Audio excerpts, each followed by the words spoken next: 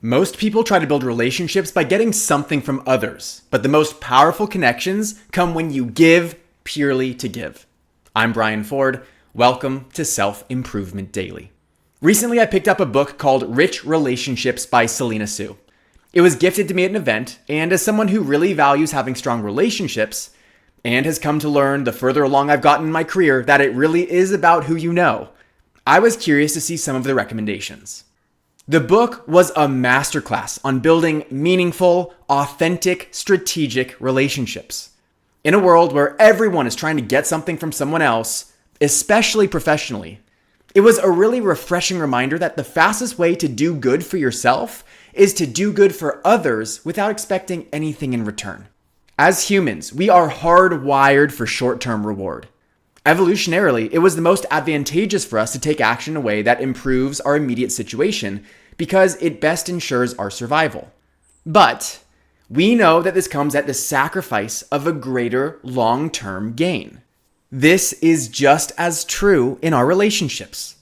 Rather than trying to extract value in the short term, the more we invest in people by serving them, giving to them, providing for them, the more that value multiplies and returns to us. But that's only when you engage in what Selena calls rich giving. This is a purposeful way of contributing. It's coming from a place of abundance and with intention. It's done with the spirit of wanting to help and unattached that you'll get anything in return. No keeping score, no entitlement that someone owes you something else, just pure contribution. In the book, she compares this to two other types of giving. Transactional giving, where you give because you actually want something of equal or greater value, and indiscriminate giving, where you share everything, but then overextend yourself and feel regret or resentment for your choices to give. And I can personally attest to this.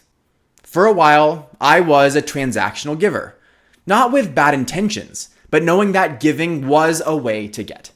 But the more I've transitioned away from that and allowed myself to practice true abundance, where I give because it's the right thing to do, it's helpful, and I want to help, I've felt more fulfilled, and I've attracted more goodness into my life. If you want to learn more about how to shift this energy, my two recommendations are to read Bob Burg's book, The Go-Giver, or, of course, Selena Soo's new book, Rich Relationships. Both are linked in the description.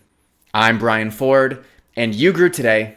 Let's do it again tomorrow on Self-Improvement Daily.